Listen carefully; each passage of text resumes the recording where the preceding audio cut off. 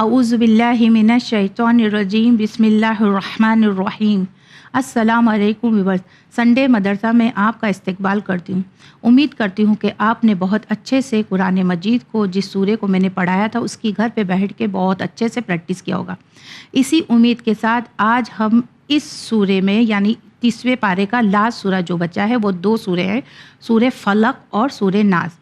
اب یہ لاسٹ سورے کا 2 سورے ہے تو اس کی بہت اچھے سے پریکٹس کریے گا، اور یہ بھی بہت مختصر سا سورہ ہے، یعنی اس میں بھی ایک سورے میں 5 آیت ہے تو ایک سورے میں 6 آیت ہے، تو اسی ایپیسوڈ میں دونوں سورے کو کمپلیٹ کروں گی، اس امید کے ساتھ کہ آپ بھی بہت اچھے سے اما پارا کو بہترین سے بہترین ادائیگی کریں گے مخرج اور تجوید کے ساتھ، جس سے آپ کو پتہ ہے کہ ہم نے کہاں سے سٹارٹ کیا تھا، سورہ نبا سے۔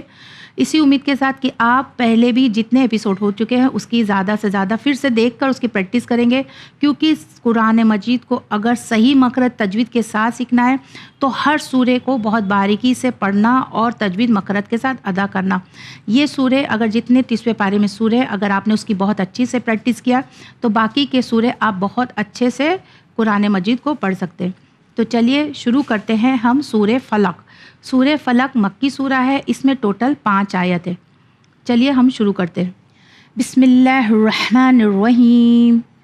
قاف لام پیش قل، الف زبر آ، عین وا پیش او، قل اعو، دال پیش زو، قل اعوذ، با زیر بی، رو با زبر رب، بی رب، با لام زیر بل، بی رب بل، فا زبر فا، لام زبر لا، فلا قاف زیر کی، فلق کی، اسٹاپ کریں گے، فلق، قل اعوذ برب الفلق، میم نون زیر من، شین رو زبر شر، رو زیر ری، شر ری، میم الف زبر ما، من شر ری ما، خا زبر خا، لام زبر لا، خلا، قاف زبر کا، خلق، خلق، من شر ما خلق، یہاں پہ اسٹاپ کیا اس لیے خلق، واو زبر وا، میم نون زیر من، و من، شین رو زبر شر، رو زیر ری، شر ری، غین الف زبر غا، سین زیر سی، غاسی، قاف دو زیر کن، غاسکن، و من شر غاسکن، الف زیر ای، دال الف زبر دا، اذا، و من شر غاسکن اذا، واو زبر وا، قاف زبر کا، وقا، با زبر با، وقا با، اسٹاپ کریں گے، وقب، و من شر غاسکن اذا وقب، واو زبر وا، میم نون زیر من، و من، شین رو زبر شر، رو نون زیر رن، شر رن، نون فا زبر نف، فا کھڑا زبر فا، نفا، سا کھڑا زبر سا، نفا سا، تا زیتی، نفا ساتی، و من شر نفاساتی، فا لام زیر فل، عین پیش او، فل او، قاف زبر کا، فل او کا، دال زیر دی، فل او قدی، و من شر نفاساتی فل عقد، یہاں پہ اسٹاپ کیا، عقد، واو زبر وا، میم نون زیر من، و من، شین رو زبر شر، رو زیر ری، شر ری، و من شر ری، ہا الف زبر ہا، سین زیر سی، حاسی، دال دو زیر دن، حاسدن، و من شر حاسدن، الف زیر ای، دال الف زبر دا، اذا، ہا زبر ہا، سین زبر سا، حسا، دال زبر دا، حسد، حسد، و من شر حاسد اذا حسد۔ آپ نے دیکھا یہاں پہ بھی کلکلا والا لیٹر سارا آیا ہے، فلق، خلق، وقب، عقد، حسد، یہ جتنے لاسٹ میں لیٹر آئے ہیں وہ سارے کے سارے کلکلا والے لیٹر ہے۔ آپ نے دیکھا کس طرح سے میں نے سورہ فلق کو بھی الگ الگ کر کے پڑھا ہے۔ چلیے پھر سے ایک ساتھ سورہ فلق کو پڑھا جائے۔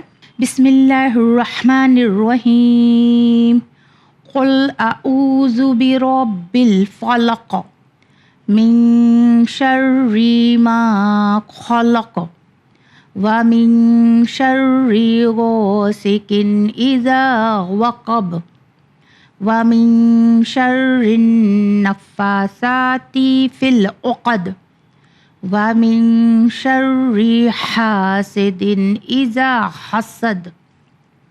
کس طرح سے میں نے سورہ فلق کو پڑھا ہے، چلیے اسی کے ساتھ ہم سورہ ناس بھی پڑھتے ہیں۔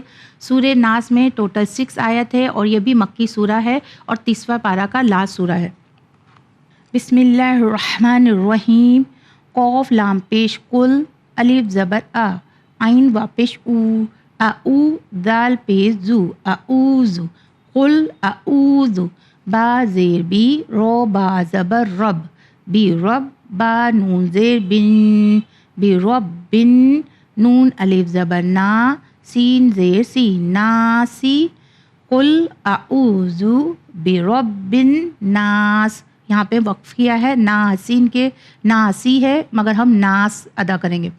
میم زبر ما، لام زیر لی، ملی، کیف نون زیر کن، ملکن، نون الف زبر نا، سین زیر سی، ناسی، ملکن ناس، الف زیر ای، لام کھڑا زبر لا، ایلا، ہا نون زیر ہن، الہن، نون الف زبر نا، سین زیر سی، ناسی، الہن ناس، میم نون زیر من، شین رو زبر شر، رو لام زیر رل، شر رل، واو سین زبر وس، واو الف زبر وا، وس وا، سین لام زیر سل، وس وا سل، خا نون زبر خن، نون الف زبر نا، خنا، سین زیر سی، خناس، سی خناس، من شر الوسواس الخناس، الف لام زبر ال، لام زبر لا، اللہ، دال یا زی، الذی، یا پیش یو، واو سین زبر وس، یو وس، واو زیر وی، یو وس وی، سین پیش سو، یو وس وسو، فا یا زیر فی، سواد پیش سو، دال وا پیش دو، سدو، رو نون زیر رن، صدورن، نون الف زبر نا، سین زیر سی، صدورن ناسی، صدورن ناس، الذی یوسوس فی صدورن ناس، میم زیر می، نون لام زبر نل، مینل، جیم نون زیر جن، نون زبر نا، تا زیر تی، جنتی، منل جنتی، واو نون زبر ون، نون الف زبر نا، وننا، سین زیر سی، وناسی، وناس، منل جنتی وناس۔ دیکھا کہ کس طرح سے اس سورے کو بھی میں نے الگ الگ کر کے پڑھا ہے۔ چلیے پھر سے ایک بار اس سورے کو پڑھا جائے۔ بسم اللہ الرحمن الرحیم۔ قل اعوذ برب الناس، ملک الناس، الہ الناس، من شر الوسواس الخناس، الذی یوسوس فی صدور الناس، من الجنۃ والناس۔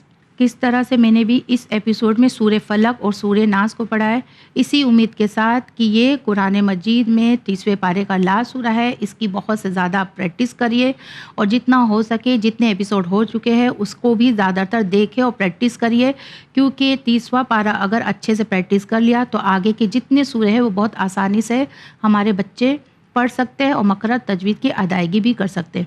تو چلیے مجھے دیجیے اجازت، بڑھتے ہیں مور اسٹوری کی طرف۔ خدا حافظ۔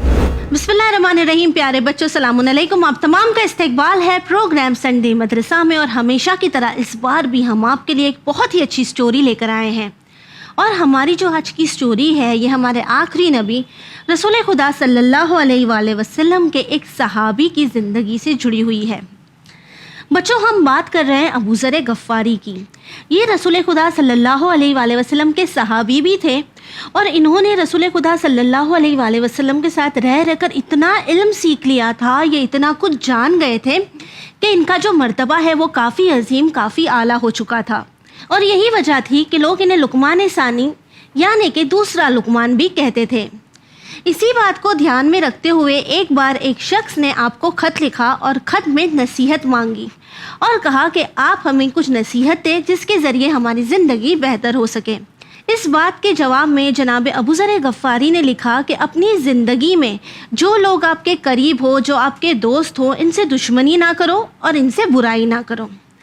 اب یہ جو شخص تھا جس نے خط لکھا تھا, جب یہ جواب اس شخص کے پاس پہنچتا ہے تو وہ سوچتا ہے کہ جو لوگ ہمارے دوست ہوتے ہیں, جن سے ہم محبت کرتے ہیں, ہم بھلا ان سے دشمنی کیوں کریں گے یا ان کی برائی کیوں کریں گے. یعنی کہ یہ جو نصیحت تھی یہ اس شخص کو سمجھ میں نہیں آئی. تو انہوں نے پلٹ کر پھر سے خط لکھا اور کہا کہ آپ اس چیز کو واضح کریں, مجھے ڈیٹیل میں سمجھائیں, مجھے آپ کی بات سمجھ میں نہیں آئی. اس بات پر جناب ابو ذر غفاری نے جواب میں لکھتے ہوئے یہ بتایا کہ اس شخص جس سے آپ سب سے زیادہ محبت کرتے ہیں اور دوست رکھتے ہیں, اس کے معنی ہے ہم خود. یعنی ہم اپنے آپ سے سب سے زیادہ محبت کرتے ہیں اور سب سے زیادہ اپنے آپ کو دوست رکھتے ہیں, تو ہمیں اپنے ساتھ کوئی برائی نہیں کرنی چاہیے. اب آپ سوچیں گے ہم اپنے ساتھ کیسے برائی کر سکتے ہیں یا اپنے ساتھ کس طرح دشمنی کر سکتے ہیں. بچوں ہم روزمرہ کی زندگی میں کئی بار چھوٹے بڑے ایسے گناہ کر جاتے ہیں جس کے ذریعے ہم اپنے آپ پہ ظلم کرتے ہیں.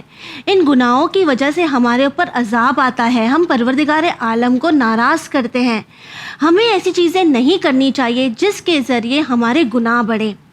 اب آپ سوچیں گے ایسے کون سے گناہ کرتے ہیں ہم, تو ہم آپ کو مثال دیں گے.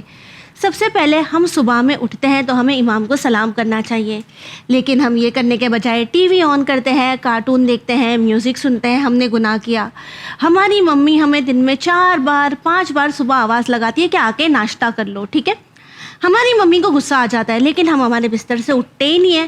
ہم نے کیا کیا, ہمارے پیرنٹس کو ناراض کیا, یہاں ہم نے گناہ کیا. پھر ہم اسکول جاتے ہیں, اسکول میں ٹیچر ہم سے پوچھتی ہے کہ آپ نے ہوم ورک کیا ہے. اس بات پر مسکرا کر ہم کہہ تو دیتے ہیں ہاں میم میں نے ہوم ورک کیا ہے, لیکن میں نے اپنی کاپی گھر پر رکھ دی, میں بک لانا بھول گیا. اب یہاں پہ تو ہم نے جھوٹ کہہ دیا, تاکہ ہم تو جانتے ہیں کہ ہم نے ہوم ورک کیا نہیں ہے, ہم تو بس اسی طرح کہہ رہے ہیں. ہم نے پھر گناہ کر دیا. ہم ہمارے دوستوں سے کہتے ہیں کہ میں آپ سے 5 بجے گارڈن میں ملوں گا, ٹھیک ہے. وہ آپ کو 5 بجے کال کر کے پوچھتے تو آپ کیا کہتے ہیں, ہاں ہاں بس میں پہنچ ہی رہا ہوں. لیکن آپ تو گھر سے نکلے بھی نہیں ہوئے ہوتے ہو. ہم جھوٹ کہہ دیتے ہیں. یہ چھوٹے بڑے گناہ جو ہم دن میں نہ جانے کتنی بار کرتے ہیں. ہم نے تو کچھ چھوٹے موٹے اگزامپل شیئر کیے آپ کے ساتھ, لیکن ہم بہتر جانتے ہیں کہ ہم نے انجانے میں کتنے گناہ کیے, اپنے ساتھ کتنی برائیاں کی اور کتنا اللہ تعالیٰ کو ناراض کیا. تو یہ تمام چیزیں ہمیں اوائڈ کرنی چاہیے, ہمیں نہیں کرنی چاہیے اور کوشش کرنی چاہیے کہ ہم بہتر انسان بن سکیں. اب آئیے دیکھتے ہیں سسٹر فاطمہ آپ کے لیے کیا لے کے آئی ہیں. السلام علیکم dear kids, welcome to Sunday madrasa. ایک بار پھر ہم آپ کو ایک ایسی آسان سی سنت بتائیں گے کہ جو ہم روزمرہ کرتے ہیں لیکن اس کے لیے ہم ثواب لے سکتے ہیں اگر ہم اپنی نیت بدل لیں تو.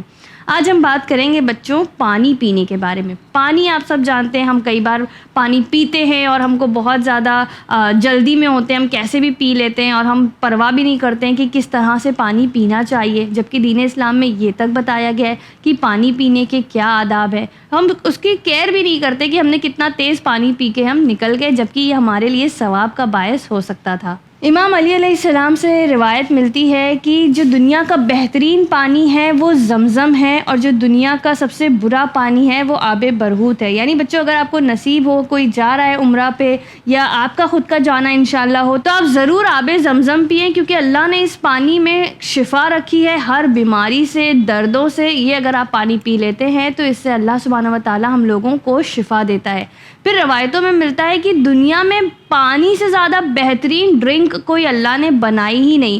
وہ ہم لوگ کہتے ہیں نا کہ جب بہت زیادہ پیاس لگی ہوتی ہے کہ سارے شربت اور ساری چیزیں ایک طرف, لیکن پانی جو ہوتا ہے نا, جب پانی پیاس میں ملتا ہے اس کی کوئی ہم اہمیت بتا ہی نہیں سکتے کہ پانی کتنا زیادہ ہمارے لیے فائدہ مند ہے. لیکن اب اسے پینا کیسے ہے؟